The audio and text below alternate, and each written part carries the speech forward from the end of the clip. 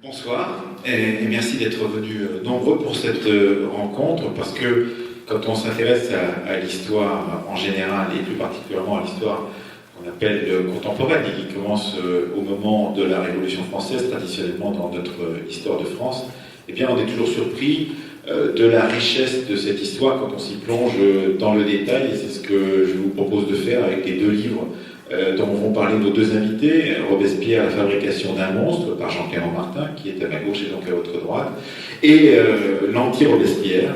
Et vous voyez bien tout de suite l'intérêt de ces deux livres confrontés l'un à l'autre, de Pierre Cassel, à ma droite et donc à votre gauche, Jérôme Pétion ou la Révolution pacifique. Parce que tout compte fait, alors c'est peut-être un peu provocateur que de le dire, mais une révolution, c'est une belle chose en ce qu'elle fait apparaître des personnages qu'on n'aurait pas connus sans elle, d'une certaine façon, et en l'occurrence une génération dont il faut se souvenir qu'elle était trentenaire au moment de la Révolution et qu'elle a participé de près à l'émergence de cette révolution, à ses excès parfois, et qu'il faut toujours se souvenir que ces gens avaient entre 30 et 40 ans lorsqu'ils sont entrés dans ce tumulte révolutionnaire dont on va parler immédiatement. Alors, je ne vais pas donner tout de suite la parole à Jean-Clément Martin, parce que Robespierre, vous le connaissez, j'imagine.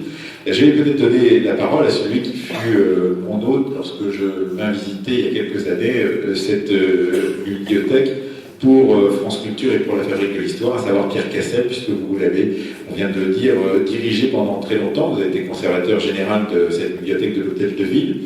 Qu'est-ce qui vous a pris de vous intéresser à Pétion? Pétion, d'une certaine façon, et vous le dites dès l'introduction de ce livre, c'est un personnage qui n'est pas resté dans les mémoires. En tout cas, il a peu de rues à son nom. Contrairement, il en a. Vous l'avez expliqué, effectivement. Et c'est par la grâce de la Troisième République en particulier qu'il a eu rue à son nom. On comprendra peut-être pourquoi. Mais Pétion, c'est effectivement un personnage dont vous nous dites qu'il fut central dans les premiers temps de la Révolution, qu'il a été très important, deuxième maire de Paris, premier président d'une assemblée de la Convention qui était une assemblée extraordinaire d'une certaine façon, et qui, disons, à partir de 1793-94, dut fuir et se cacher avant de mourir, non pas dans la dignité, mais d'une certaine façon un peu à distance et sans même pouvoir se défendre des accusations qui étaient portées contre lui. Alors, pourquoi vous êtes intéressé à Pétion, Pierre Cassel? Ça marche. Alors, je suis intéressé à Pétion pour une raison assez simple. Travaillant ici, les maires de Paris m'intéressaient. Donc, j'avais même, il y a très très longtemps, commis une petite plaquette à la demande, alors là, on est vraiment dans l'histoire contemporaine, à la demande du dernier préfet avant l'élection de Jacques Chirac. Et le préfet avait demandé qu'on fasse une petite plaquette sur tous les préfets qui l'avaient précédé, et puis il s'est dit on va en faire une aussi sur les quelques maires de Paris qui ont eu lieu. Et je me souviens d'avoir, quand on lui a remis le texte, il avait dit je ne sais pas pourquoi ils ont envie d'être maire de Paris, il y en a plein qui sont morts de mort violente.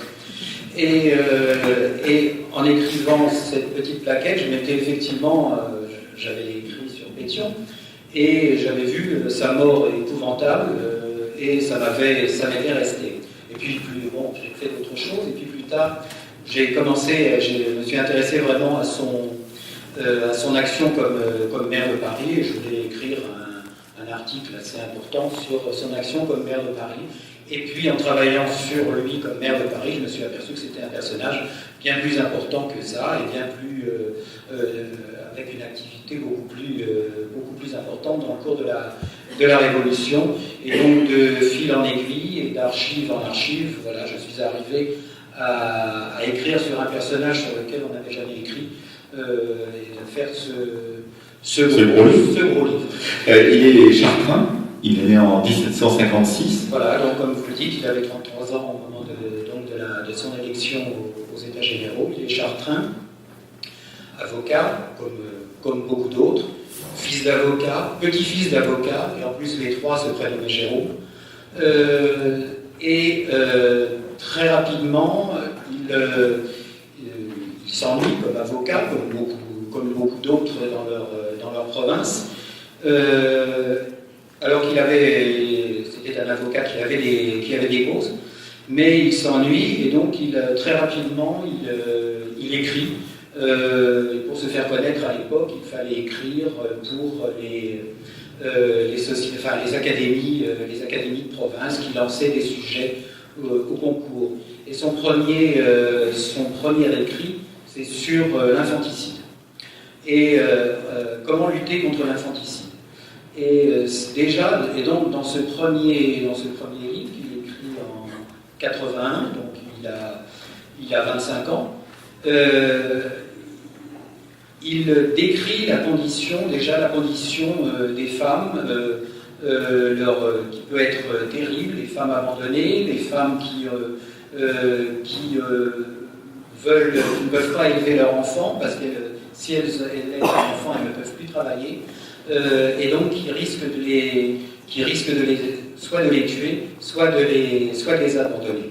Et donc il propose plein de solutions pour lutter contre ce fléau, et fléau qui à l'époque aussi était lié à la peur de la dénatalité. Alors il faut bien expliquer effectivement que les académies de province à cette époque-là, et l'abbé Grégoire participera lui aussi à des concours de ce type, lance des appels, mais pas simplement les académies de province, des académies en Allemagne en particulier. Pour l'infanticide, c'est l'académie. Voilà, et donc ces académies font une sorte de concours des meilleurs esprits pour des sortes de réformes qui peuvent être institutionnelles, de réformes des mœurs, d'autres types de réformes, et que donc il participe, mais il va avoir une activité, vous le décrivez en l'occurrence Pierre Cassel comme quelqu'un qui s'ennuie un peu dans sa province, qui commence à lorgner vers Paris, qui n'est pas si éloigné. Il va avoir une activité qui va s'accroître au fur et à mesure, jusqu'à la veille de la Révolution, où il va même proposer des solutions et des constitutions ou des avis sur des constitutions à venir, en l'occurrence Pierre Cassel. Donc il est très engagé dans une idée de réforme sociale et de réforme institutionnelle de la France à ce moment-là. Tout à fait. L'année suivante, donc, il écrit sur un ouvrage sur les lois civiles, qui est un programme de réforme totale de la justice. Ce ne sont pas quelques idées pour améliorer tel ou tel point. Il considère qu'il faut entièrement réformer la justice en France, et il a même le culot de critiquer Montesquieu, qui à l'époque ne critiquait pas Montesquieu en 1782, parce que Montesquieu avait parlé des beautés antiques de la justice féodale. Et lui, qui était avocat et qui donc défendait justement les paysans contre dans les justices seigneuriales, savait très bien de quoi en parler. Et puis, au fur et à mesure donc les années 1780 avancent. Mais il a beau défendre les pauvres et les paysans, il va quand même devenir, et être très heureux de le devenir, adjoint de l'intendant. Et ça lui posera d'ailleurs quelques critiques un peu plus tard pendant la Révolution, parce que juste à la veille de la Révolution, il fait partie de ceux qui sont chargés justement de gérer les domaines qui a en charge cet intendant autour de Chartres. Et effectivement, il va devoir lui aussi faire rentrer l'impôt, en tout cas avoir un rôle qu'il avait critiqué quelques années auparavant dans ce texte. Tout à fait. D'ailleurs, le rôle de ces avocats était souvent très, très compliqué, parce qu'on utilisait, les juges, les seigneurs utilisaient comme juge seigneurial très souvent des avocats. Et donc il était en même temps avocat, critiquant la justice seigneuriale, mais en même temps il était juge seigneurial, par exemple pour le chapitre de Chartres, donc il connaissait très bien justement les deux côtés, les deux aspects du problème. Et effectivement, il devient, c'est en 1788, oui, qu'il devient ce qu'on appelait subdélégué, c'est-à-dire l'adjoint de l'intendant, donc l'intendant qui était le responsable de la province. Et alors, il va essayer de faire croire un peu plus tard qu'il s'il est entré dans ce rôle-là, c'est aussi pour pouvoir mieux comprendre le fonctionnement administratif de la France de l'Ancien Régime, pour mieux le critiquer d'une certaine façon, puisqu'il publie ensuite de façon anonyme un avis aux Français sur le salut de la patrie, qui est nourri justement des observations qu'il a pu mener dans ce poste-là, et d'une certaine façon, il tentera ensuite de prouver ou de montrer qu'effectivement, il était à ce poste de subdélégué pour pouvoir justement mieux penser à la réforme. Alors, je ne sais pas si j'en parle maintenant, mais cet avis, Allez-y. Cet avis aux Français sur le salut de la patrie paraît au moment où les États généraux vont être réunis et où le roi a demandé à tous ces sujets des idées. Et donc, vous imaginez que tout le monde, effectivement, tous ceux qui étaient dans leur coin et qui bouillaient, qui s'ennuyaient, n'ont eu qu'une envie, c'était d'écrire, de donner des idées. Alors, ce qui est exceptionnel dans ce livre de Pétion, c'est que, alors que beaucoup d'autres se consacraient encore à la préparation des États généraux de manière très, très technique, la façon dont le tiers-État allait être représenté aux États généraux, lui, donc, dès la fin de 1788, balaye tous ces problèmes et fait un véritable projet de constitution. Ce sont tout à fait déjà les propos d'un futur constituant, jusqu'à proposer, avec beaucoup de prudence, l'abolition de la monarchie, ce qui, à l'époque, était absolument inconcevable. Alors, c'est d'autant plus intéressant, effectivement, que nous allons suivre en parallèle avec vous deux l'itinéraire de ces deux personnages qui, on le découvrira tout à l'heure, se connaîtront de façon très proche l'un l'autre à un moment de la Révolution avant de se séparer. Jean-Clément Martin, vous avez dirigé l'Institut d'Histoire de la Révolution française, vous êtes professeur émérite à Paris 1, vous avez travaillé dans de très nombreux ouvrages justement sur cette même révolution. Une première question qui m'est venue en vous lisant tous les deux, c'est pourquoi ce milieu de juristes provinciaux, d'avocats provinciaux, est-il aussi représenté dans ce début de révolution en particulier, et qu'ont-ils à voir l'un avec l'autre? Ils sont à peu près de la même génération. Robespierre, c'est Arras, Pétion, c'est Chartres. On n'est pas très loin de Paris à la fois, et néanmoins, on a, pour l'un et pour l'autre, cette dilection de devenir avocat. Quelle est cette raison? Pourquoi épouse-t-on ce métier-là, d'une certaine façon, cette vocation, et en quoi cette vocation a-t-elle servi à ces futurs révolutionnaires? Alors, merci de votre question, mais j'ai envie de ne pas vous répondre, parce que si on reste coincé, si j'ose dire, entre Pétion d'un côté et Robespierre de l'autre, en les opposant, alors qu'en définitive, ils sont tellement semblables, et je dirais, plus que ça, en 1788, si on cherche un brevet de révolution, c'est à Pétion qu'on va le décerner, et pas à Robespierre. Parce que tout ce que vous venez de dire, M. Cassel, c'est à peu de choses près ce qu'on pourrait dire de Robespierre, mais une marche en dessous. C'est-à-dire que l'ampleur de vue, c'est Pétion. L'engagement dans les affaires, c'est Pétion. Robespierre à côté, c'est un notable d'Arras qui accepte finalement la hiérarchie, qui est même moins engagé dans les luttes sociales que Pétion, parce que Pétion rentre dans des affaires scandaleuses. Qui n'est pas favorable immédiatement à l'idéal des républicains, il faut un certain temps. Qui est même hostile, mais c'est normal. Enfin, bon. Et il partage ça avec qui? Il partage ça avec Brissot, il partage ça avec Danton, alors on va dire c'est le nord de la France, ok. Il partage ça avec Barrère, c'est Tarbes. Il partage ça avec Barnave, qui est le plus jeune, et qui est à Grenoble, et qui est encore plus, lui, révolutionnaire. Bon. C'est-à-dire qu'on a affaire, c'est ça qu'il faut, à mon avis, il faut être quand même assez prudent.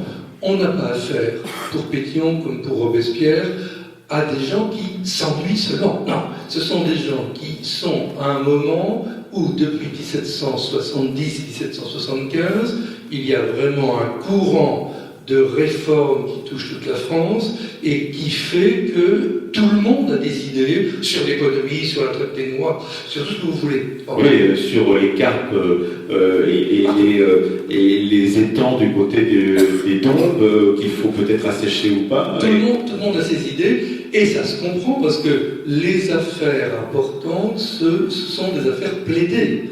Les affaires de mœurs sont des affaires politiques, et dans les années 1780, les avocats jouent un rôle politique extrêmement important. Alors, il me semble qu'il y a quelque chose là de très logique, et c'est vrai, vous l'avez dit, mais vous avez raison. Avocat, juge, je trouve qu'il faut être aussi très, très prudent pour les opposer. Pétion comme Robespierre ont été à la fois avocats et juges dans certaines juridictions. Donc, on a tout simplement affaire à un milieu de magistrature qui est habile à parler, qui sait évidemment comment se faire publier, et qui surtout répond à un besoin d'opinion. C'est-à-dire qu'on a affaire à des gens qui sont, je dirais, à leur place, et qui ont été bien formés, tous. Parce que et Robespierre et Pétion ont fait de bonnes études. Donc, et puis on pourrait ajouter tous les gens que j'ai cités, et le Chapelier. Et moi, mais je voudrais quand même dire une chose quand même, parce que là on part déjà avec Pétion en disant c'est un peu bizarre. On attend à ce qu'il soit finalement plus tard ce qu'on a tous dans la tête. C'est quand même un contre-révolutionnaire. Hein. C'est un Girondin, voilà. Bon. Je vous demande pardon, jusqu'en 1791, le révolutionnaire c'est Pétion. Voilà. Oui, et ce qui est très intéressant, c'est que ce révolutionnaire en croise d'autres. Enfin, il les a même croisés avant que l'un et l'autre puissent penser qu'ils étaient révolutionnaires, parce que vous avez la chance, ça a été publié, donc on les connaît ces lettres, d'avoir des lettres qu'il échange avec un autre futur révolutionnaire, Brissot, avec lequel il a été au collège, ils ont été ensemble très tôt, et qui lui est parti pour Paris, Pétion restait à Chartres, et donc cette correspondance à distance, les correspondances à cette époque-là sont très utiles aux historiennes et aux historiens pour pouvoir mieux comprendre le fort intérieur, pourrait-on dire, de ces futurs révolutionnaires. Et bien cette correspondance a nourri d'une certaine façon votre vision de Pétion, puisque effectivement on y voit les ambitions, on y voit la volonté de se déplacer à Paris, on y voit la volonté de réussir et de participer à une réforme du pays qui, comme le disait Jean Martin, est dans la tête de tous à ce moment-là. Alors l'influence de Brissot par rapport à Pétion est essentielle. J'ai eu l'impression que pour Pétion, Brissot, c'est un peu son grand frère.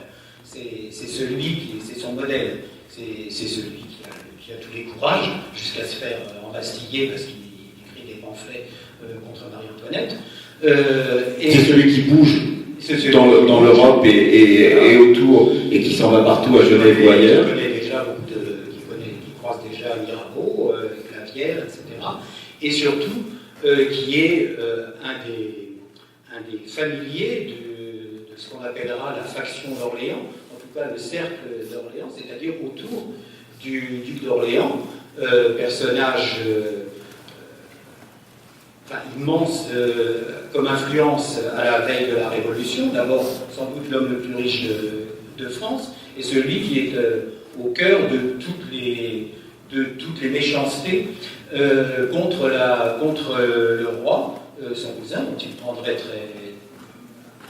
sans problème la place, et surtout extrêmement violent contre Marie-Antoinette. C'est certainement lui qui fait financer beaucoup de pamphlets contre elle. Et donc, il y a effectivement une correspondance qui a été conservée, très intéressante, sur les années 1786-1788, entre Pétion et Brissot. Ce sont les lettres de Pétion à Brissot qui ont été conservées. Et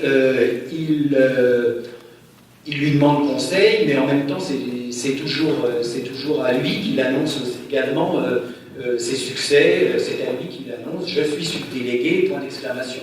Ce qui prouve qu'il en était fier. Il fait relire ses livres par Brissot. Qui lui en perd un. Qui lui en perd un. Et comme apparemment Pétion est quand même un brave garçon, il dit ça m'incitera à le réécrire mieux. Ce qui est pas mal pour un auteur. On pourrait demander ça à beaucoup d'auteurs contemporains. Surtout que c'était un manuscrit, il était définitivement perdu. Et aussi, c'est Brissot qui a sensibilisé Pétion d'abord à l'Amérique, à l'Angleterre et au problème à la question des Noirs et à la question de la traite des Noirs. Alors, on avance un peu avec vous, Pierre Cassel, avec vous, Jean-Clément Martin. On arrive aux abords de la Révolution française, aux États généraux. D'ailleurs, en l'occurrence, l'élection au tiers-État, il y parvient avec beaucoup de succès, Pétion, ce qui n'est pas le cas de Brissot, par exemple. Et donc, il va donc partir au tiers-État et participer à ce mouvement très fort, effectivement, qui va vouloir transformer ces États généraux en autre chose, la création d'une Assemblée nationale. Alors, il arrive à Paris, il ne connaît pas grand monde. Une des questions qu'on se pose, c'est qu'il a évidemment cette connaissance avec Brissot qui date de longtemps, puisqu'ils se sont connus lorsqu'ils étaient beaucoup plus jeunes, ils étaient enfants. Comment se fait-on un réseau quand on arrive à Paris et que l'on vient comme ça, comme provincial, on connaît peu de gens? Est-ce qu'il est facile de rentrer dans ce milieu qui est en bouillonnement permanent dans ces premiers mois de la Révolution française?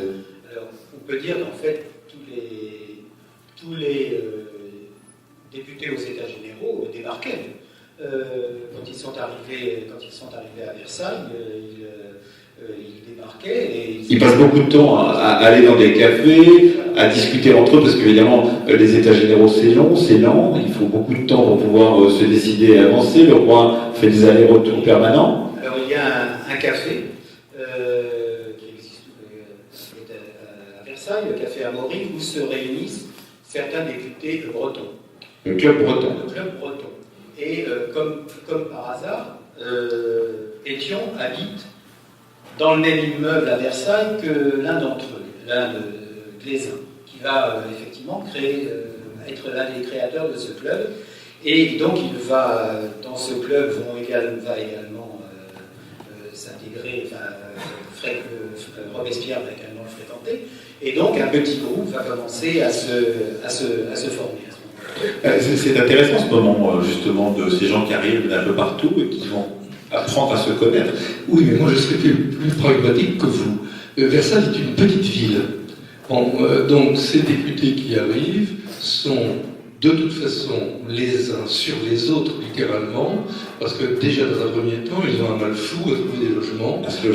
Et en général, ils logent tous, Robespierre le premier, avec des personnes qui viennent du même lieu. On le voit bien, ça dure 3, 4 mois, 5 mois. Dans un premier temps, c'est communauté par communauté, on se loge ensemble. Bon. Et immédiatement aussi, parce que tout le monde se rencontre, parce que ils arrivent à peu près dans le courant du mois d'avril, les premiers rassemblements, c'est à partir du 2 et du 3 mai, et ils ont passé leur temps à se croiser. Donc c'est tout à fait logique que ces gens se rencontrent. Robespierre, qui ne connaît quand même personne à Versailles, va rencontrer rapidement Mirabeau, va rencontrer rapidement Necker alors qu'il n'a aucun lien avec eux. Bon, la sauce ne prendra pas. Mais en tous les cas, c'est-à-dire que chacun fait un petit peu son marché, et c'est vrai, si je peux dire ça comme ça, et donc à partir effectivement du début du mois de mai, le club breton, notamment avec le Chapelier, autour de l'atelier de Mirabeau qui recrute et qui cherche à trouver de nouveaux talents, a déjà fait des choix, et je dirais qu'on est là dans des relations de proximité. Je redis, il n'y en a aucun qui soit révolutionnaire quand même, hein. On est bien d'accord. Oui, il faut bien dire ça. Non, il n'y en a aucun qui soit révolutionnaire. Tout le monde veut faire des réformes, c'est évident, et ce qui est en train de se produire là, c'est la succession de malentendus, la succession d'humiliations que ces gens subissent les jours après les jours, quand ils vont, tous les députés du tiers-État est habillés pareil, quand ils vont défiler devant le roi qui ne leur accorde pas d'importance, parce qu'ils vont être relégués au fond de la salle de Versailles le 5 mai 1789. Bon, ça soude finalement et les gens et une opinion, et puis vous ajoutez à ça je dirais la médiocrité des positions d'un certain nombre de gens de la haute noblesse qui, d'un seul coup, là, bien sûr, fait basculer les choses. Alors parlons de la façon dont vous avez approché, Jean-Clément Martin, cette figure de Robespierre. Il y a déjà, je sais pas, 70 biographies de Robespierre en 20 ans ou en 30 ans. Une des dernières en date, c'est d'Hervé Levers. La vôtre n'est pas véritablement une biographie, je ne dirais pas que c'est une antibiographie parce que ça n'est pas le cas non plus, mais disons que c'est un travail biographique sur lequel vous avez insisté en disant « Je n'ai pas voulu montrer le Robespierre comme étant forgé dans une sorte de pur métal dès avant la Révolution française, une sorte de Robespierre qui ne serait pas sensible à tous les mouvements de la Révolution, mais au contraire, j'ai voulu montrer combien il avait été sensible à ces mouvements de la Révolution et comment, progressivement, il s'était forgé une opinion dont vous disiez tout à l'heure qu'il n'était pas républicain en entrant dans la Révolution, qu'il était monarchiste comme la plupart de ceux qui faisaient partie de ce tiers-État dans les États généraux, et il en est de même pour beaucoup des positions de Robespierre jusqu'au plein cœur, pourrait-on dire, de cette même révolution. Alors, ça ne vous étonnera sans doute pas, je ne vais pas répondre à votre question. J'ai l'habitude. Parce que c'est un jeu de chasse-souris qu'on poursuit depuis maintenant 25 ans avec Jean-Pierre Martin. Voilà. Et en fait, la question que je me suis posée, c'est pas celle-là. C'est la question que je me suis vraiment posée, c'est pourquoi est-ce que Robespierre est aujourd'hui l'incarnation absolue de la Révolution et de la Révolution la pire, dans tout ce qui est aujourd'hui assimilé à la terreur, au totalitarisme, à tout ce que vous pouvez imaginer, alors que Robespierre, pendant très longtemps, a été pratiquement identique et ami avec des gens comme Pétion, avec des gens comme Brissot, que rien ne les distingue. Alors qu'est-ce qui fait qu'à un moment donné, il va y avoir cette différence entre les deux? Et puis surtout, qu'est-ce qui fait qu'ensuite, dans la mémoire, et pas dans notre mémoire, c'est-à-dire dans la mémoire immédiate, au lendemain même des faits, et peut-être même avant même que les faits se produisent, c'est-à-dire le Thermidor, on identifie Robespierre à une voix particulière de la Révolution. On fabrique un monstre. On fabrique un monstre. Bon. C'est pas de moi, bien sûr. C'est au lendemain de sa mort, Barrère qui parle du tyran et du monstre. Je n'ai rien inventé. Bon. Donc, et là, ce qu'il faut bien comprendre, c'est que, on a présenté Pétion rapidement, mais jusqu'à l'été 1792, l'été 92, c'est-à-dire, ça commence déjà à être extrêmement difficile, Pétion et Robespierre signent ensemble un manifeste. Donc, on a affaire là, quand même, à une homogénéité de vue, et il faut attendre vraiment octobre-novembre 1792 pour que l'opposition se fasse entre Pétion, les Girondins et Robespierre. Et malgré tout, quand même, il ne faut jamais oublier ça, même si les principaux chefs, ce qu'on appelle Girondins, vont être envoyés à l'échafaud, il y en a quand même 73 dont on est à peu près sûr qu'ils seront protégés de la guillotine par Robespierre. Ils sortiront de la prison après la mort de Robespierre, et ils accuseront évidemment Robespierre. Bon. Donc c'est ça qui est intéressant. C'est-à-dire, est-ce que Robespierre est vraiment différent des autres? Moi j'ai envie de dire non pendant très longtemps. À un moment donné, il va y avoir un basculement qu'il n'y aura pas eu pour d'autres, et surtout il y aura eu une désignation, une peur de Robespierre de la part des autres révolutionnaires, et puis au final, il y aura cette naissance d'une mémoire immédiate, alors que les autres auront basculé d'emblée dans l'infamie. Ce sont les Girondins, Pétion qui sera considéré comme un traître.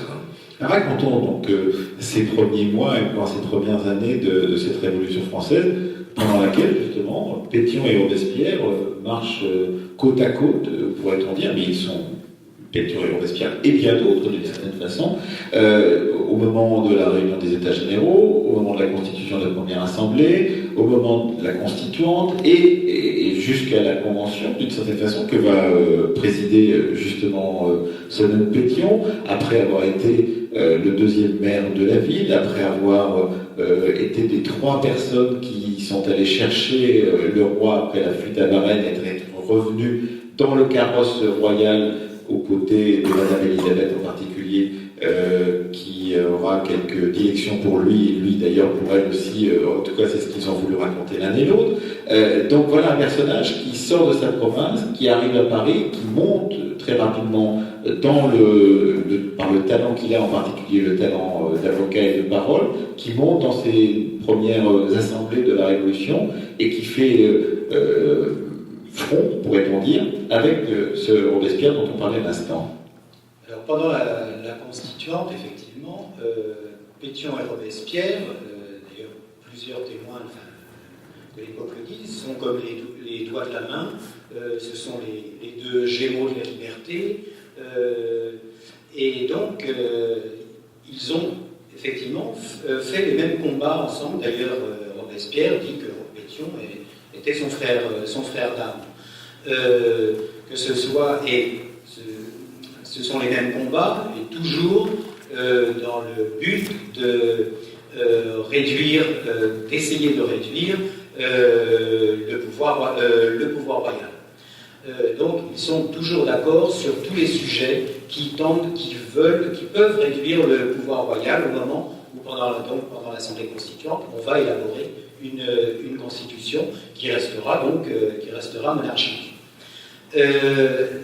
Certains combats sont plus menés par Pétion que par Robespierre, comme la défense des Noirs, ou certains problèmes économiques.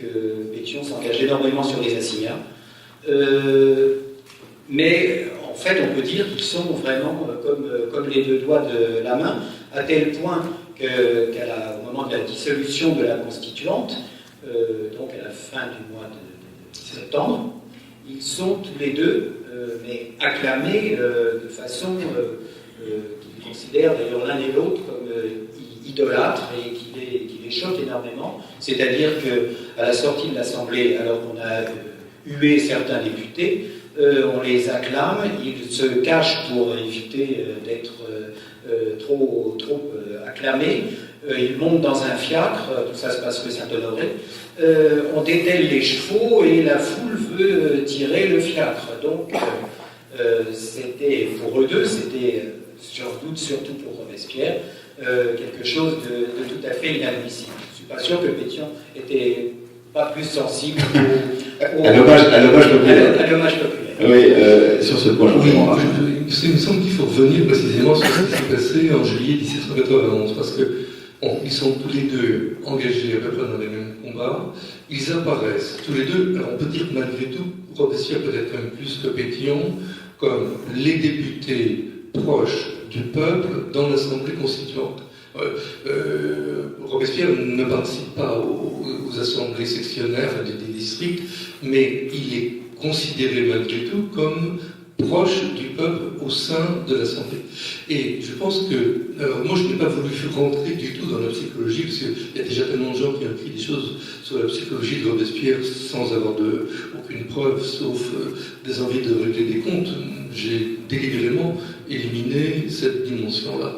Mais en revanche, il y a une chose qui est évidente, c'est que en juillet 1791, Robespierre et Pétion, mais ça serait Buzot et ça serait aussi Grégoire après, vont avoir une position extrêmement claire et je dirais très courageuse lorsque leurs collègues ont décrété que le roi avait été enlevé dans cette fuite à Montmédy arrêté à Varennes, parce qu'il ne s'en allait pas à Varennes.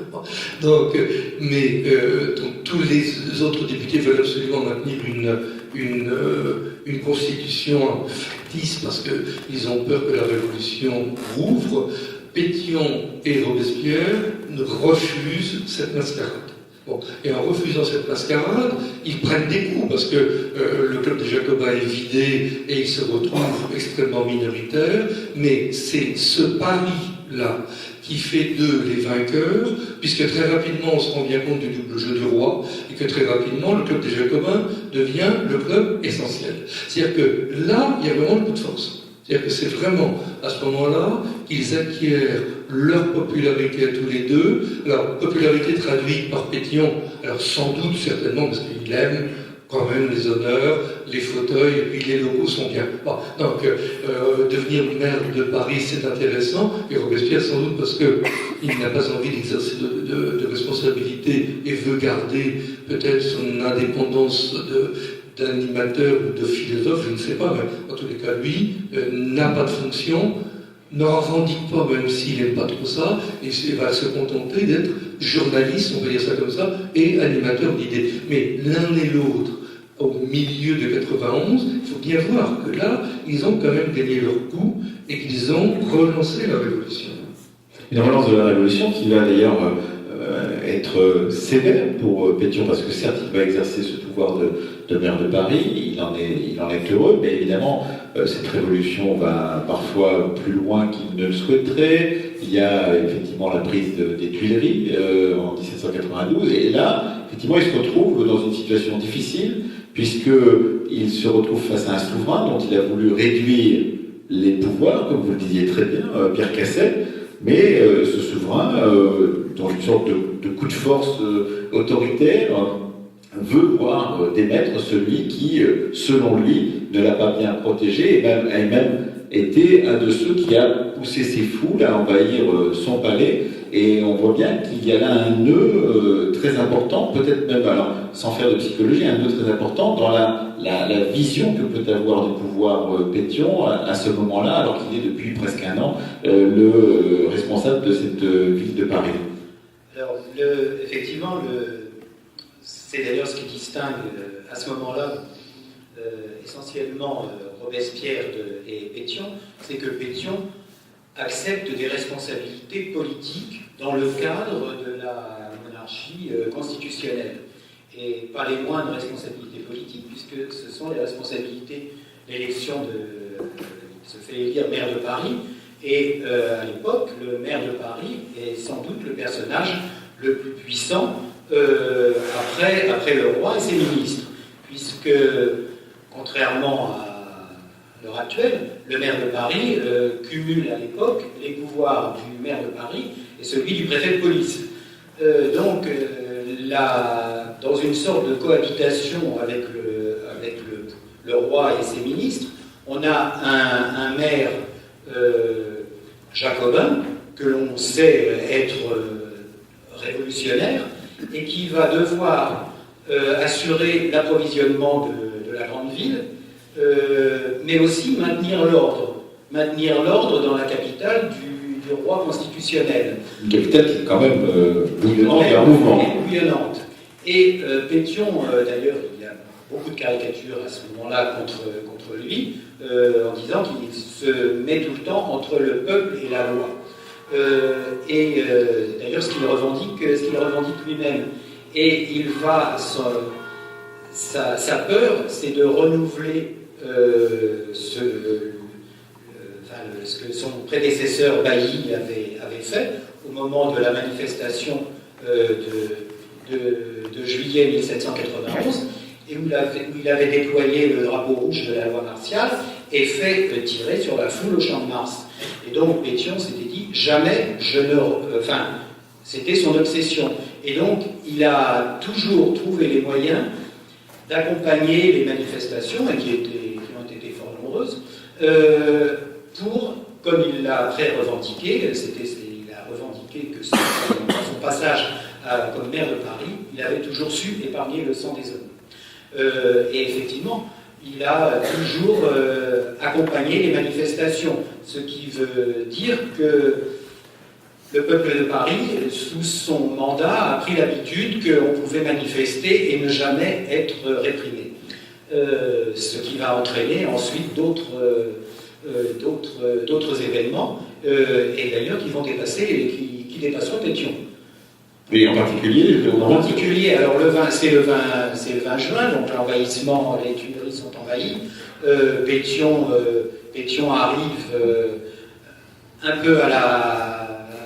peu trop tard. Il va voir Louis XVI et lui dit tout va bien. Louis XVI lui dit ça fait 2 heures que je suis dans mon bureau entouré par la foule. Que faisiez-vous? Et il y a ensuite une conversation extrêmement vive le lendemain qui est rapportée par plusieurs témoins entre le roi et Pétion. Et à ce moment-là, Pétion est suspendu de ses fonctions. Et il est remplacé. Il est remplacé par provisoirement. Oui. Mais finalement, l'Assemblée le rétablit dans ses fonctions. D'ailleurs, Louis XVI est à ce moment-là très hésitant sur le sujet. Marie-Antoinette est persuadée que Louis XVI, d'ailleurs, ne veut absolument pas la suspension du maire. Et il est rétabli dans ses fonctions. Et à ce moment-là, c'est la période triomphale de Pétion, puisque suit la fête de la Fédération, donc le 14 juillet, où il est acclamé dans tout Paris, où les sans-culottes qui ont des chapeaux, avec sur leur chapeau écrit à la craie Pétion ou la mort, etc. Donc c'est un moment de gloire incroyable qui va précéder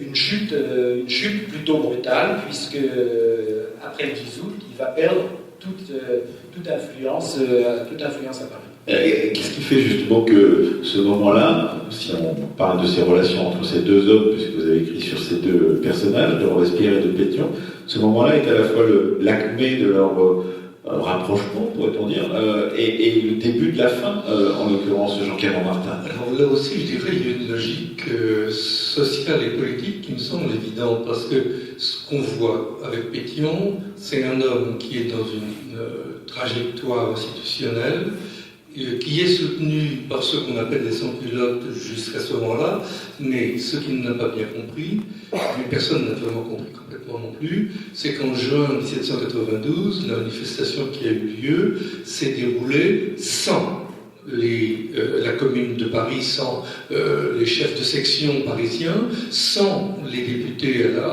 à l'Assemblée législative, sans le maire de Paris. Les gens ont envahi l'Assemblée et les Tuileries sans aucun contrôle.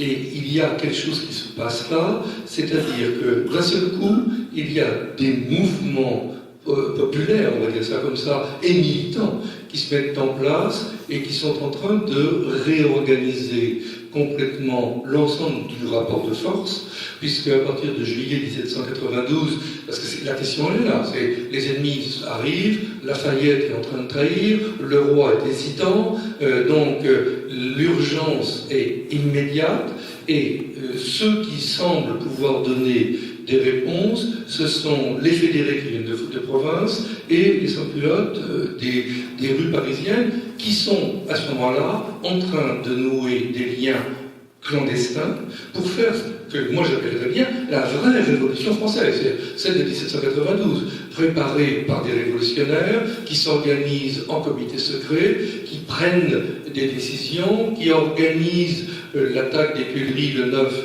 et le 10 août, en sachant très bien aussi au passage que le roi s'est préparé à ça et qu'ils sont attendus. Donc on n'est pas dans quelque chose, ça tombe pas du ciel, hein.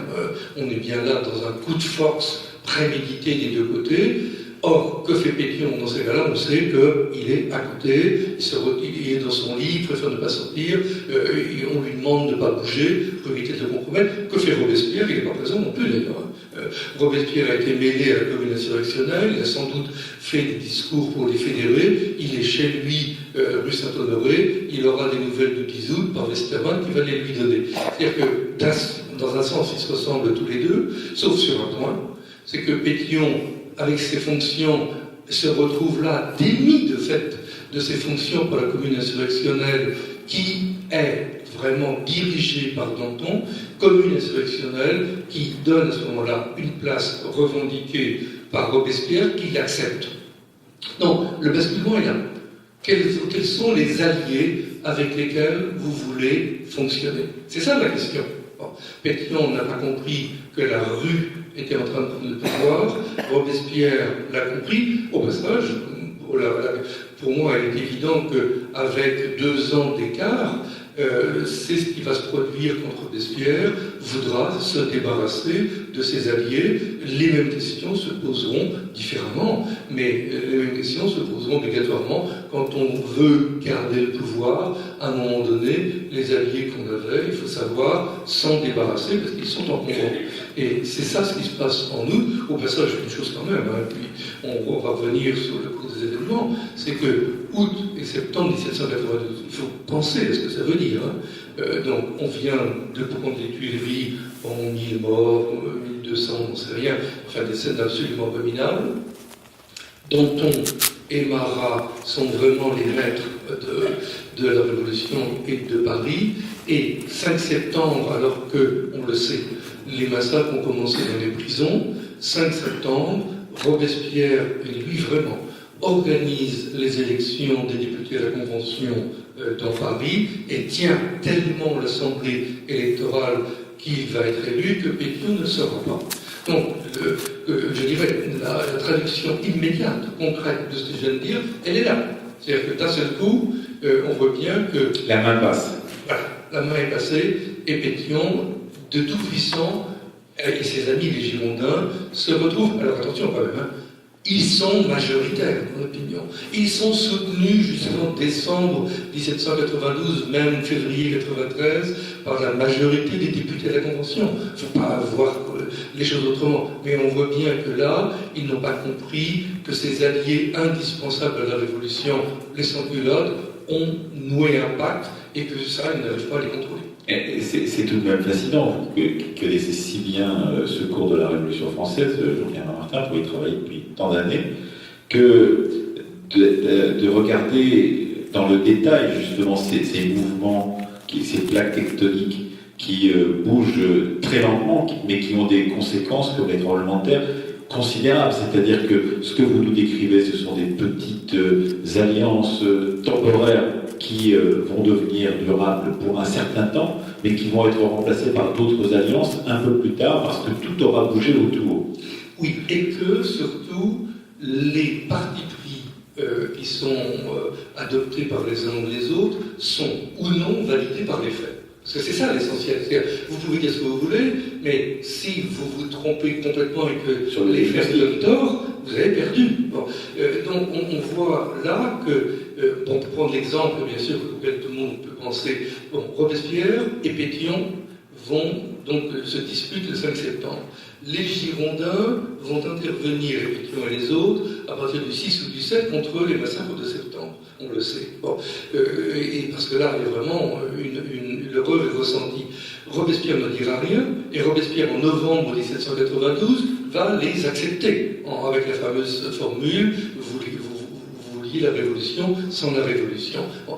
Mais je dirais que ce qu'il faut bien comprendre à ce moment-là, c'est que lorsque Robespierre va dire ça, on est en novembre et en décembre 1792, il est à un moment où la Convention ne peut pas se passer non plus des sans-culottes. C'est-à-dire qu'on est dans une guerre qui mobilise 500 000, 600 000 hommes sur les frontières, et que là, l'apport des sans-culottes est absolument indispensable. Alors, on peut dire tout ce qu'on veut, mais là, on bute là-dessus. Bon. Et la même chose aussi, c'est que Robespierre va être porteur du mot d'ordre des sans-culottes de vouloir juger le roi ou d'exécuter son jugement. On verra que Robespierre n'obtient pas son vœu, puisqu'il y a un procès malgré tout. Mais les Girondins se seraient contentés éventuellement d'emprisonner Louis XVI jusqu'à la paix, sauf que là, ils sont compris ils sont justement incompris par l'ensemble de la population qui les comprend plutôt comme des traîtres à un moment toujours où on découvre les malversations du roi, la mort d'affaires, etc. C'est-à-dire que les faits butent. Et c'est vrai que Robespierre, de ce point de vue-là, même s'il louvoie, ne prenons pas Robespierre pour quelqu'un qui a eu des positions fixes. C'est ce que vous racontez très bien d'ailleurs. Sur la guerre notamment. On voit très bien que Robespierre, dans un premier temps, est d'accord avec Brissot pour accepter la guerre, ensuite s'oppose à Brissot, mais il suit Marat ou il suit Guillaume-Varenne, et puis au début 92, quand il voit vraiment que la guerre est entamée, et au passage Robespierre ne n'aime pas les Anglais, pour des raisons qui échappent à tout le monde, mais il sera toujours favorable à la guerre contre l'Angleterre, eh bien, il accepte la guerre. Donc, on voit bien aussi quelqu'un, moi je dirais comme un bon homme politique, quelqu'un qui sent l'opinion, qui réagit aux besoins et qui s'adapte aux situations. Et là, de ce point de vue-là, il faut bien reconnaître que les Girondins n'ont pas pris le bon tournant. Oui, Pétion ne s'adapte pas très bien à la situation. Qu'est-ce qui va se passer pour lui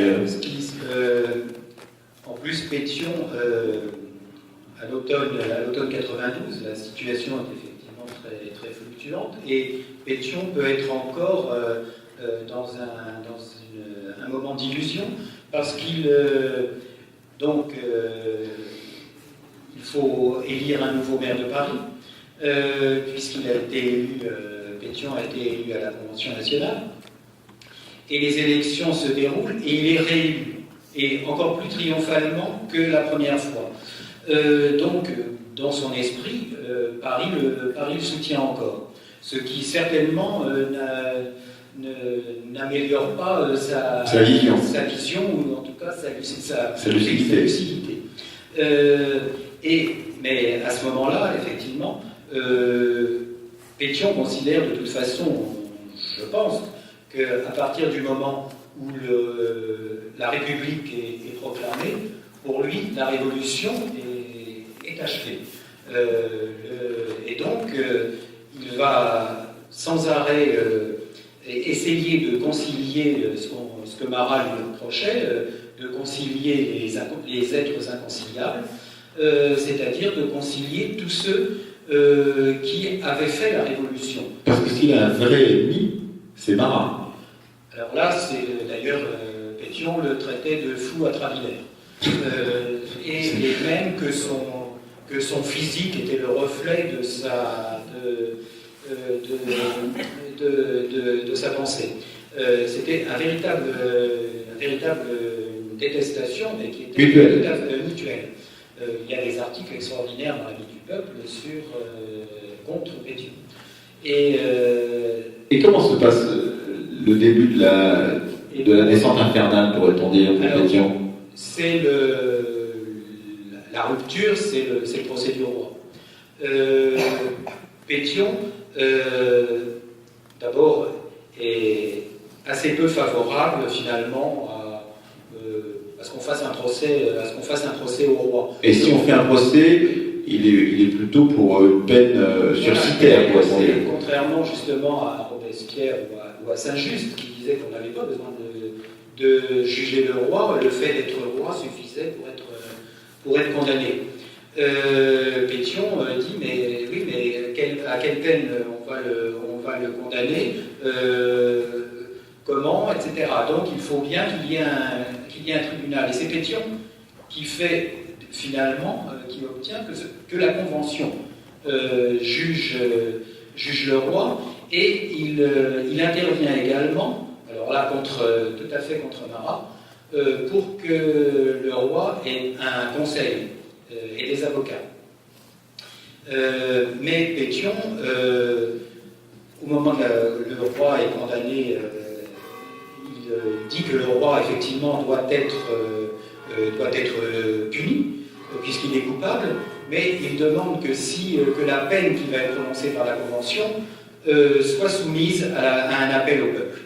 Et c'est à ce moment-là qu'il y a la rupture complète, puisque les députés qui vont voter l'appel au peuple, on les appellera les appelants, et c'est ceux-là qui seront ensuite poursuivis et finalement exclus de la Convention. Donc ce moment est un moment fondamental, j'imagine, Jean-Pierre Martin. Totalement, mais il me semble qu'il faut mettre un peu de complexité dans cette histoire, parce que, l'opposition avec Marat, l'amitié entre Marat et Robespierre n'existe pas non plus. Non. Donc, et Marat considère que Robespierre est vraiment quelqu'un qui n'a pas les qualités qu'il faut pour être révolutionnaire. Donc, ils sont en rivalité l'un avec l'autre. Je pense qu'il faut vraiment se méfier de ce genre de choses. Au moment du procès du roi, moi je dirais paradoxalement, c'est Pétion qui a raison. Parce que la position de Robespierre elle n'a juridiquement pas de sens. C'est-à-dire qu'il faudrait exécuter le roi, et Pétion se rend parfaitement compte que c'est là, d'un seul coup, sacraliser la chose.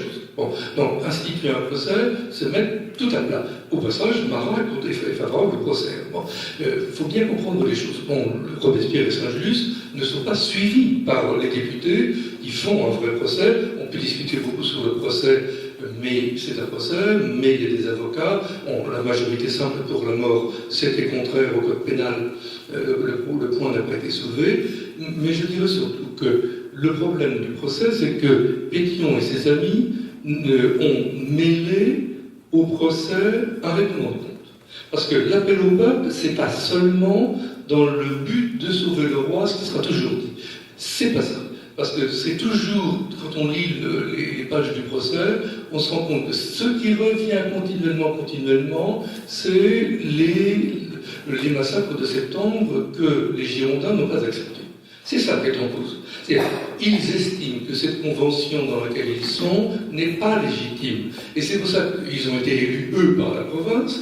Donc les montagnards, tout le monde sait très bien que les montagnards ne correspondent qu'à une petite fraction et une fraction parisienne. Donc si on se met à la place de ces gens-là, estimant que la convention est en train de prendre des pouvoirs qui sont illégitimes, ils veulent faire d'une pierre deux coups, on punit le roi, on l'élimine, on le met en prison, enfin, bon, peu importe, et surtout, on donne la parole à l'ensemble du peuple, en faisant l'appel au peuple pour légitimer les propos de la Convention. Bon. Ce que je vous dis là, c'est pas une invention, parce que ce qu'on oublie tout le temps, c'est que quand les Girondins auront été éliminés en juin 1793, quand la constitution montagnarde aura été mise en place en juillet 1793, et que font les montagnards? Ils organisent la fête du 10 août 1793 pour confirmer la Constitution. Et que font-ils pour confirmer la Constitution?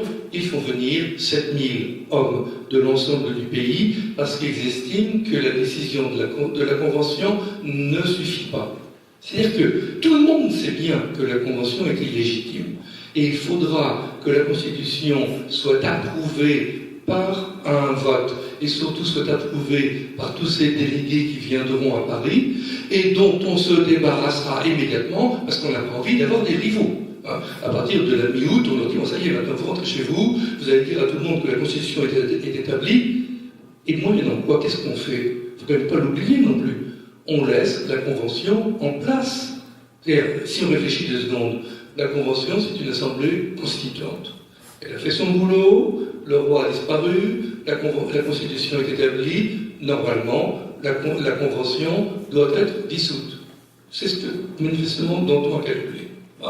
Robespierre et ses amis disent non, on va garder le pouvoir. Et ils vont s'appuyer, eux, sur les sans-culottes, parce que cette alliance entre les sans-culottes, canal historique, si j'ose dire, Hébert, enfin, tous les gens puissants de la sans-culotterie parisienne, peuvent s'appuyer sur la Convention pour faire le ménage contre leurs rivaux enragés, exagérés, qui sont en train de leur tailler des paupières dans Paris. D'un côté.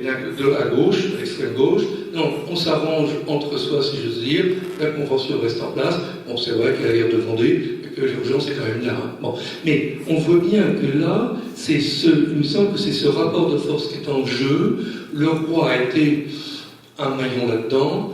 Et les Girondins n'ont pas compris à quel point ceux qu'ils avaient engagés étaient en train de scier la branche sur laquelle ils étaient assis. Et à partir de quel moment Pétion, dont vous avez raconté la montée en puissance au sein de cette révolution française, craint pour sa vie d'une certaine façon et se dit qu'il faut peut-être qu'il trouve un autre refuge qu'au plein cœur de la révolution à Paris, en l'occurrence Pierre Festel.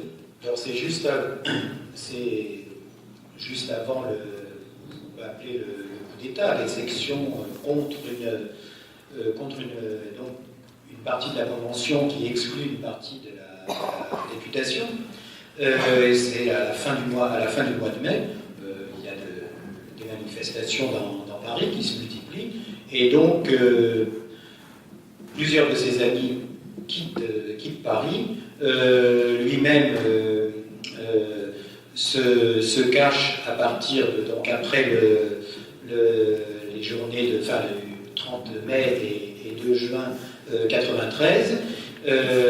Il se cache dans Paris, mais ce qui est étonnant, c'est ce que disait tout à l'heure Jean-Clément Martin, tous les députés n'ont pas été immédiatement poursuivis, menacés, puisque Pétion reste dans Paris presque 3 semaines.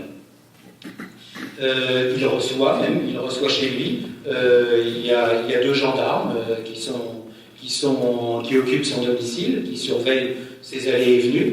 Lorsqu'il sort, il est accompagné d'un gendarme, mais il réussit, il y a des épisodes puisqu'il les raconte, c'est assez romanesque, même assez amusant, jusqu'à un certain moment.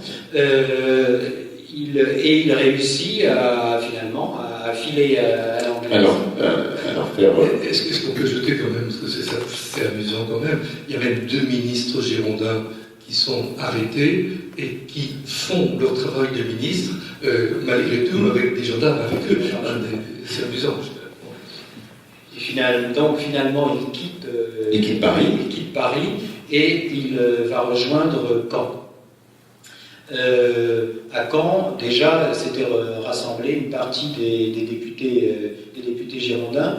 Le Calvados, c'était un des départements qui avait réagi contre l'élimination d'une partie des députés à la Convention.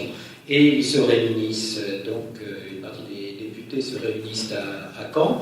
C'est là aussi que se trouve d'ailleurs Charlotte Corday, dont Pétion fait la connaissance. Il se moque d'elle parce qu'elle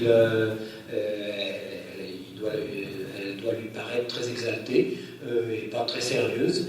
Et il se moque d'elle, y compris la veille de son départ, où elle part pour assassiner Marat. Et donc, quand il apprend que Charlotte Corday a assassiné Marat, ce qui n'a pas dû le faire pleurer,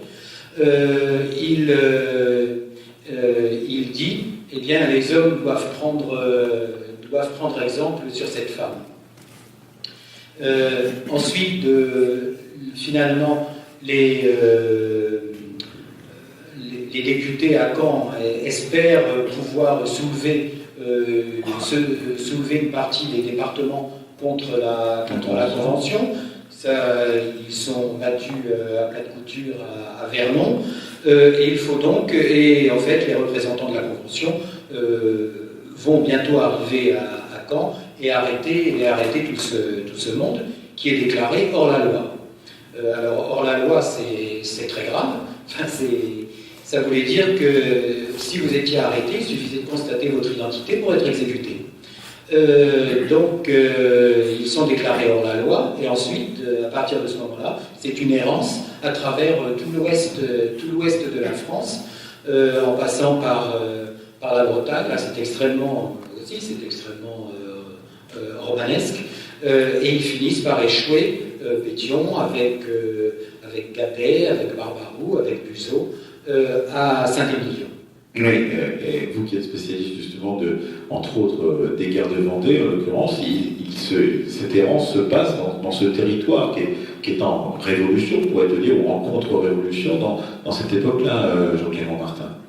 Oui, qu'ils évitent, hein, c'est évident, mais ça fait partie effectivement là aussi quelque chose que les Girondins n'ont absolument pas compris, c'est-à-dire que lorsqu'ils s'opposent aux montagnards et aux sans-culottes, ils ne se rendent pas compte du tout que cette présence des sans-culottes est essentielle pour lutter contre les Vendéens, et c'est au point quand même, parce que c'est ça qu'il faut bien admettre, que lorsque les Vendéens, parce qu'on appelle les Vendéens, on continue à le dire comme ça, lorsque les Vendéens vont assiéger Nantes, ceux qui vont vraiment défendre la ville, essentiel pour le devenir de la Révolution, ce sont des Girondins hostiles aux montagnards et aux sans-culottes qui défendent la ville, parce qu'ils ne veulent pas faire d'alliance absolument du tout avec les royalistes et les contre-révolutionnaires. C'est-à-dire que là, le lien entre Gironde et contre-révolution, en définitive, ne marchera jamais, et que les Girondins... Parce qu'ils resteront révolutionnaires tout de même. Mais oui, bien sûr, et que tous les Girondins de l'Ouest de Bretagne, de Nantes et de Vendée, parce qu'il y a aussi des révolutionnaires au Vendée, ce sont des gens qui, même quand ils sont hostiles aux sans-culottes, n'ont pas transigé avec les Vendéens. Bon, c'est ça qui est l'essentiel à comprendre, et on voit bien que là, les Girondins comme Pétion, Buzot et les autres, ils n'ont pas compris ce qui s'est passé. Et lorsqu'ils sont à Lyon... On veut dire que si tu avais fait un peu de réel politique, ils auraient pu faire l'alliance avec les révolutionnaires. Non, mais ou qu'ils faisaient lutter. Parce que ce qui se passe à Lyon, c'est qu'ils vont là aussi lutter contre les Girondins, les Lyonnais, pour faire bref, vont se rebeller contre les sans-culottes et les Parisiens, et ils vont être très rapidement dépassés par les contre-révolutionnaires, les vrais, les purs, les durs, les royalistes. Donc ils auront perdu des deux côtés. Bon, les Nantais vont perdre en partie, quelques-uns d'entre eux vont être exécutés, mais le maire de Nantes, notamment Bessier, va rester en vie jusqu'en 1797 de mémoire. C'est ce qui s'est passé aussi à Caen, parce qu'à Caen, il y avait le général Wimpfen sur lequel, au début, pense pouvoir compter les députés réfugiés à Caen. Et Pétion s'aperçoit assez rapidement que Wimpfen n'a qu'une idée, c'est d'intriguer avec les Anglais et pas du tout de rétablir les Girondins dans leur droit à la Convention. Et donc il se rend compte que qu'il n'est pas un républicain. Donc Pétion dit nous n'avons plus rien à faire avec lui. Donc il continue à être des révolutionnaires. Alors il se cache et il va se cacher pendant de longs mois avant d'être, disons, comme on le dit pour la résistance, que quelqu'un l'étonne d'une certaine façon, enfin qu'il soit découvert et qu'il soit obligé avec ses camarades de fuir et de se suicider, c'est ça? C'est cela. Alors il se réfugie donc à Saint-Émilion, plusieurs cachettes, d'abord chez la belle-sœur de Gadet, qui les cache, puisque à Saint-Émilion il y a des caves, et donc il se cache dans des caves ou dans des greniers, et finalement cette maison n'est plus sûre, et il se réfugie dans le grenier d'un perruquier, dans lequel ils vont vivre 5 mois. Enfermés à trois hommes dans un véritable galetas. Pétion, Buzot et Barbaroux. Et trois députés. 3 députés. Et pendant 5 mois. Pendant ces 5 mois, il faut bien s'occuper. Ils écrivent. Pétion et Buzot écrivent des textes très amers. Pétion, ils écrivent tous les deux que finalement, maintenant, il n'y a plus que le choix entre 2 despotismes, celui des brigands, c'est leur terme, les brigands qui gouvernent le pays, ou les puissances étrangères. Et finalement, ils sont repérés, on les cherche d'ailleurs, on ne cesse pas de les chercher, et c'est au mois de juin 1994, donc ils s'aperçoivent qu'ils vont être bientôt trouvés. D'ailleurs, Gadet et Salles, eux, sont arrêtés dans la maison du père de Gadet. Donc, on sait que les autres ne doivent pas être très loin. Et à ce moment-là, ils choisissent, les 3 hommes, Barbaroux, Pétion et Buzot, de quitter leur cachette. Ils quittent Saint-Émilion de nuit. Pensant être rattrapés, ils essaient de se réfugier dans un bois. Barbaroux essaie de se suicider. Il se tire donc avec son pistolet. Il se rate. On le retrouve le lendemain. Le lendemain, dans son sang. Mais c'est lui. Et donc il est ramené à Bordeaux. Et on constate son identité et il est guillotiné. Et donc les 2 autres continuent de se cacher pour peu de temps, et finalement ils s'aperçoivent qu'ils vont être repérés, qu'ils vont être arrêtés, et donc ils préfèrent se suicider, puisque là, plusieurs fois Pétion m'avait dit, sa terreur, c'était de subir le sort, l'ignominie d'être ramené à Paris, et de subir certainement le même sort que son prédécesseur Bailly.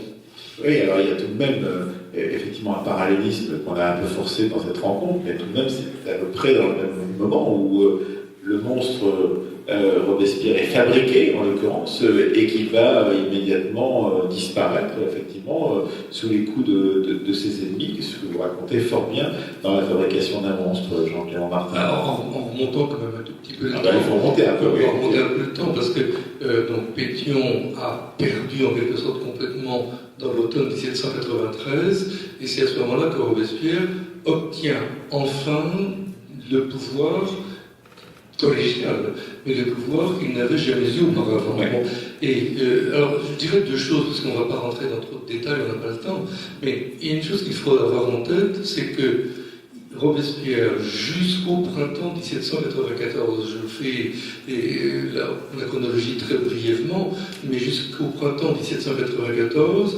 Robespierre va être, avec Saint-Just et avec Barrère, l'un des trois orateurs du comité de sa République. C'est-à-dire qu'il faut considérer que les discours qui sont prononcés là, dans la mesure où ces discours cherchent à éliminer les sans-culottes d'un côté, ou ceux qu'on appelle les indulgents de l'autre, on en parlera peut-être si on a le temps, c'est-à-dire à garder le pouvoir à la Convention et au Grand Comité, ces discours, des trois que j'ai cités, sont cohérents et vont dans le même sens.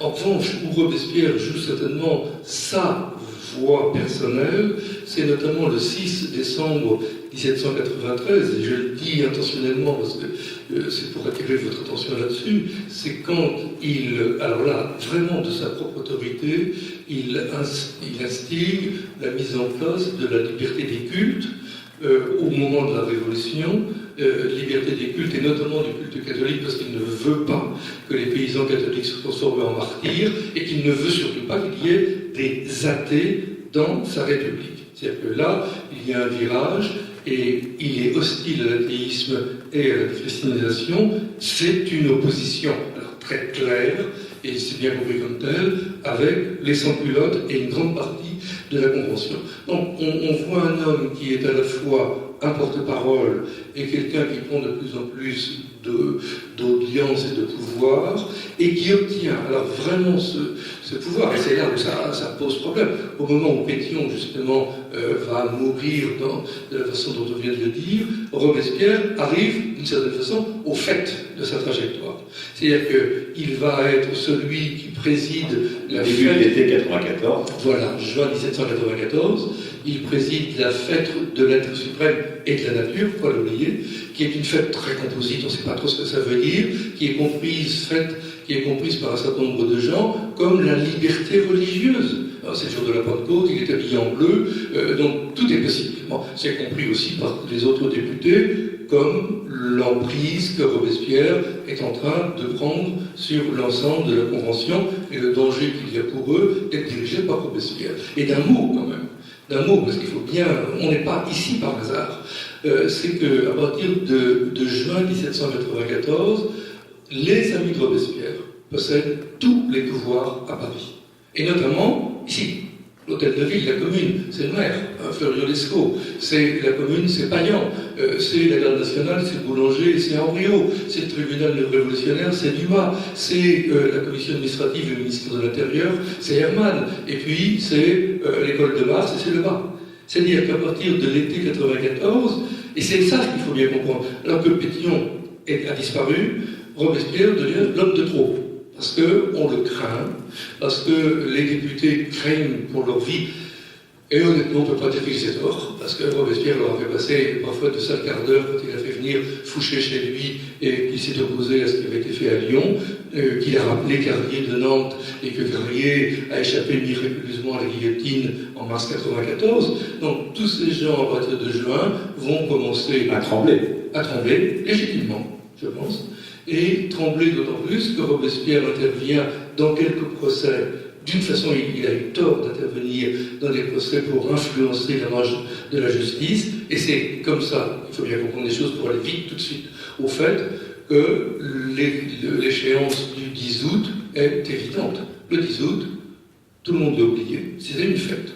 C'était la fête en l'honneur de Barras et de Viala, ces jeunes gens inventés par Barère notamment et par Robespierre. Ces personnages donc, qui seraient des icônes de la Révolution par leur jeunesse et par leur beauté, qui seraient mis en scène par les tableaux de David. Et voilà, mais surtout, Barère et Viala, c'est surtout intéressant parce que quand on les propose comme martyrs de la République, on évite de parler des sans-culottes. Donc c'est clairement une invention de Barère et de Robespierre en décembre 1993, janvier 1994, pour éliminer les sans-culottes comme au moment de cette lutte contre la déchristianisation.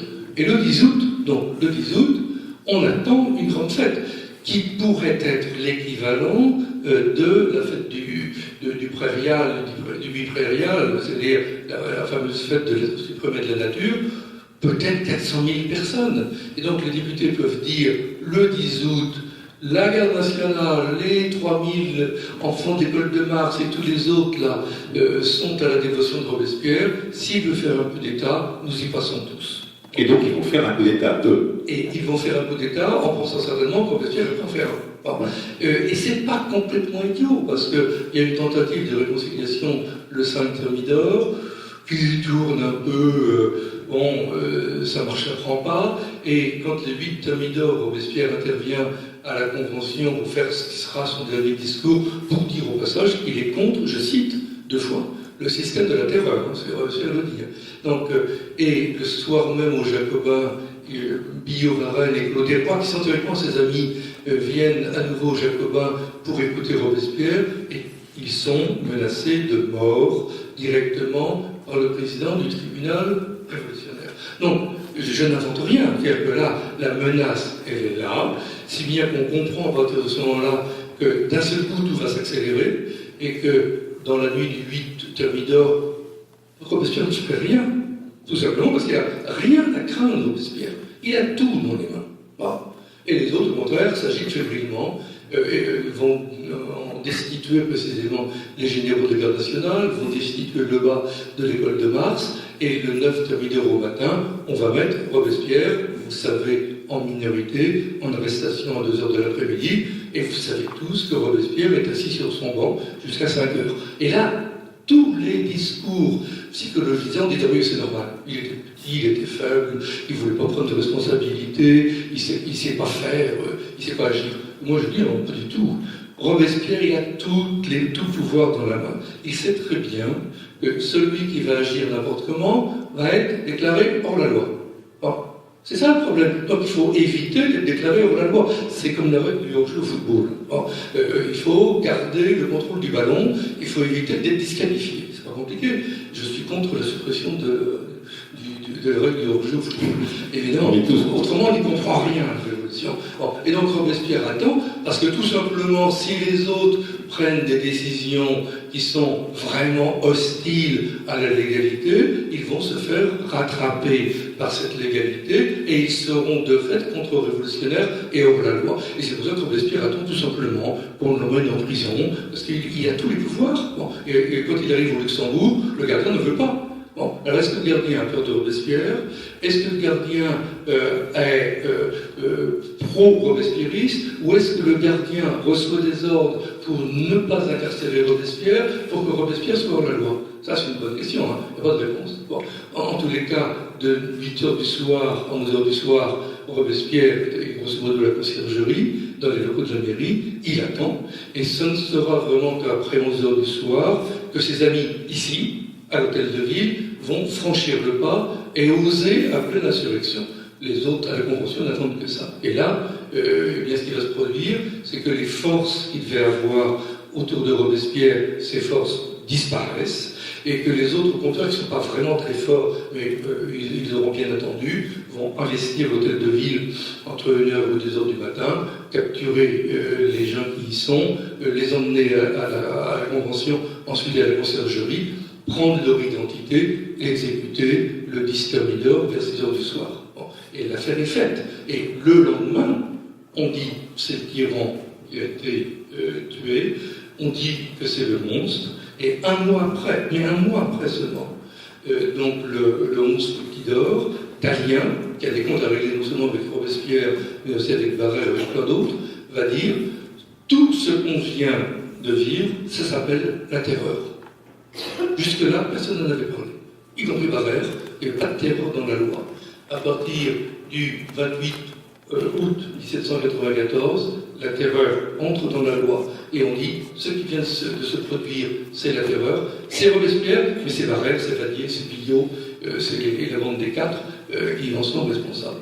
Donc on voit bien là des évolutions parallèles avec cette espèce de choses à un moment donné différentes, mais en définitive, c'est là aussi le rôle, le jeu des alliances qui a été rompu, le jeu là aussi de cette mauvaise compréhension des rapports de force qui, dans un cas comme dans l'autre,